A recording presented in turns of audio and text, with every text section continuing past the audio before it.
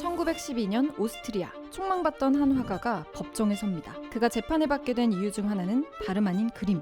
아이들도 볼 수 있는 곳에 선정적인 그림을 뒀기 때문이었죠. 결국 그는 유죄 판결을 받고 짧은 징역을 살게 됩니다. 이 이야기의 주인공은 바로 에곤 실레. 뒤틀린 알몸과 불안한 눈빛, 독특한 구도의 굵은 선과 음울한 색감으로 그려진 인물들. 마치 죽음과 쾌락의 경기에 선 듯 위태로워 보이죠.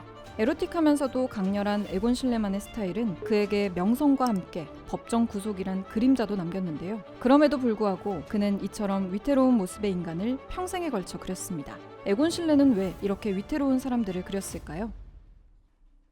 에곤 실레의 그림은 솔직합니다. 신화나 상상을 그린 고전 명화의 누드, 그 속에 등장하는 인물들은 이상적인 비율로 그려졌는데요. 그에 비해 에곤 실레 그림 속 인물들은 좀 다르죠. 생기를 잃은 눈, 앙상한 몸까지 보편적인 아름다움과는 거리가 멀어 보이는 인물들이 꾸밈없는 모습으로 등장합니다. 때론 화면 밖 인물을 응시하며 나른한 눈빛을 보내기도 하고 심지어 채모까지 숨기지 않고 드러내고 있죠. 때문에 당시 많은 사람들은 그의 작품을 보고 불쾌하다 말하기도 했습니다. 인물의 균형을 잃은 몸과 눈빛은 불안정한 감정을 주기 때문이었죠. 하지만 에곤 실레가 처음부터 이런 그림을 그린 건 아닙니다. 1890년 6월 12일 오스트리아 툴른에서 태어난 에곤 실레. 역장이었던 아버지를 따라다니며 자연스럽게 자주 기차를 볼 수 있었습니다. 기차에 매료되었던 탓에 몇 시간씩 기차나 풍경을 그리곤 했는데요. 정식으로 미술 교육을 받지 않았음에도 타고난 재능을 보였던 에곤 실레. 그는 있는 그대로의 풍경을 스케치북에 그려냅니다. 이때까지만 해도 그의 그림들은 우리가 알고 있는 것들과는 거리가 멀죠.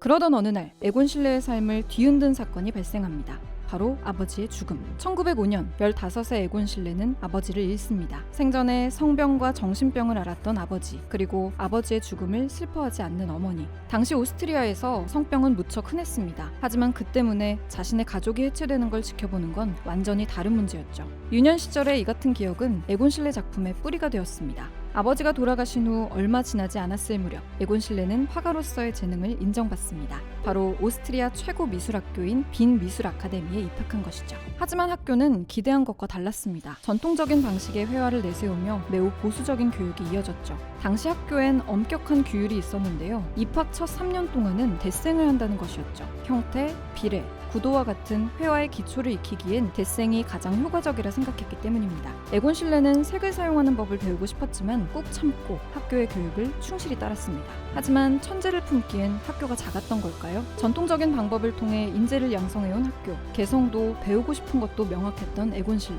둘은 번번이 부딪힙니다. 특히 담당 교사와 큰 갈등을 겪는데요. 교사는 에곤 실레를 향해 악마가 들여보낸 사람이라며 자신의 제자라 말하고 다니지 말라고 할 정도였죠. 하지만 오히려 에곤 실레에겐 더 좋은 만남이 찾아옵니다. 그의 삶을 뒤흔든 위대한 스승이자 화가 구스타프 클림트였죠.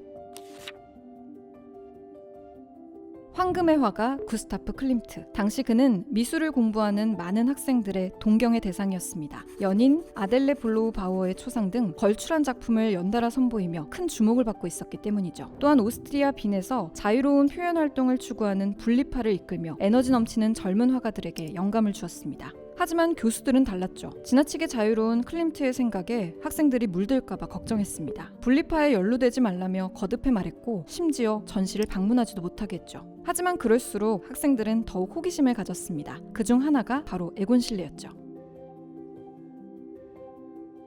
이미 성공한 화가였던 클림트. 그는 에곤 실레에게 지원을 아끼지 않았습니다. 그림을 사주고 때론 자신의 그림과 교환해주며 재원을 마련할 수 있도록 도왔죠. 심지어 후원자까지 소개해줍니다. 하지만 아직까지 화풍엔 큰 변화가 없었습니다. 에곤 실레는 여전히 학교에 다니고 있었고 자연스레 보수적인 화풍이 묻어났죠. 클림트를 비롯한 분리파 예술가들과의 지속적인 교류. 1909년 에곤 실레는 결국 아카데미를 그만둡니다. 대신 자신과 뜻을 함께하는 친구들을 모아 신예술가 그룹을 결성하죠.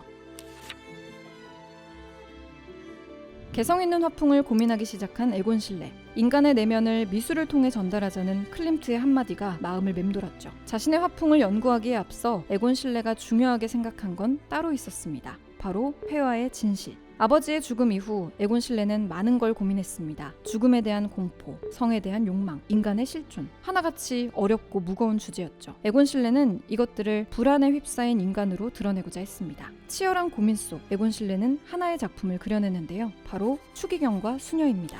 무릎을 꿇고 키스하려는 남녀. 두 사람을 보면 자연스레 클림트의 키스가 떠오릅니다. 클림트는 금박 장식을 이용해 화려하게 담아낸 반면 에곤 실레는 붉은색과 어두운 색의 대비가 강렬합니다. 인물의 불안한 표정은 유독 눈에 띄죠. 성직자를 주인공으로 한 발칙한 그림. 이를 통해 작가는 인간의 욕망에 대한 질문을 던졌습니다. 진실과 본성을 자유롭게 표출하는 것이야말로 에곤 실레가 그림을 통해 이루고 싶은 목표였죠. 인간이라면 성에 대한 욕망을 숨길 수 없고 다가오는 죽음은 피할 수 없다 생각했기 때문입니다. 그는 성과 죽음이란 주제로 누드화를 그리기 시작합니다. 문제는 그 과정에서 미성년자 소녀를 모델로 그리기도 했다는 점인데요. 이 사실은 예술계뿐만 아니라 윤리적인 문제가 제기됐죠. 때문에 그는 다시 한번 논란의 중심에 섰습니다. 1912년 4월 결국 에곤 실레는 미성년자를 모델로 외설적인 그림을 그리고 또 미성년자들이 볼 수 있는 곳에 외설적인 그림을 뒀다는 이유로 법정에 섭니다. 재판부는 일부 죄목은 혐의가 없다 판단했지만 일부는 인정하며 그에게 죄를 묻습니다.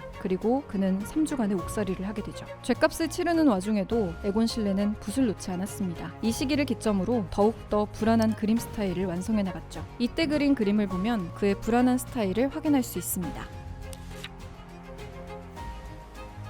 한 번은 한 수집가가 에곤 실레를 찾아와 신랄한 작품평을 남기기도 했습니다. 그의 그림은 포르노라고 말이죠.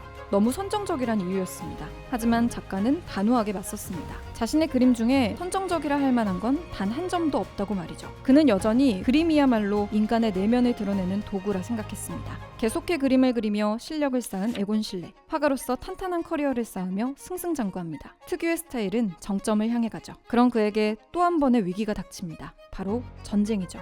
제1차 세계대전, 징집을 피할 순 없었지만 미술 재능을 인정받으면서 그는 전쟁 중에도 그림 작업을 계속합니다. 덕분에 전쟁이 끝날 무렵엔 각종 전시회에 참가하며 작가로서 분명한 입지를 다지죠. 재정적, 사회적으로도 하나둘 안정을 찾아가던 와중에 아내의 임신 소식까지 전해지죠. 무척 행복했던 에곤 실레는 그림 하나를 그립니다. 바로 가족.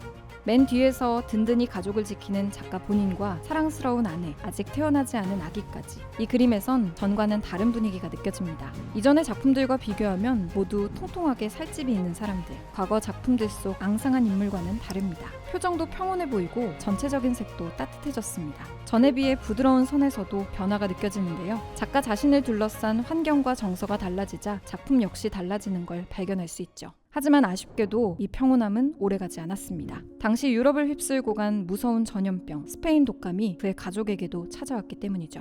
강력한 전염병은 뱃속 아이는 물론이고 임신한 아내까지 모두 빼앗아갑니다. 정성껏 간호했지만 결국 가족들은 세상을 떠나고 말죠. 그리고 3일 후 에곤 실레 역시 전염병을 이기지 못하고 28배 나이로 눈을 감고 맙니다.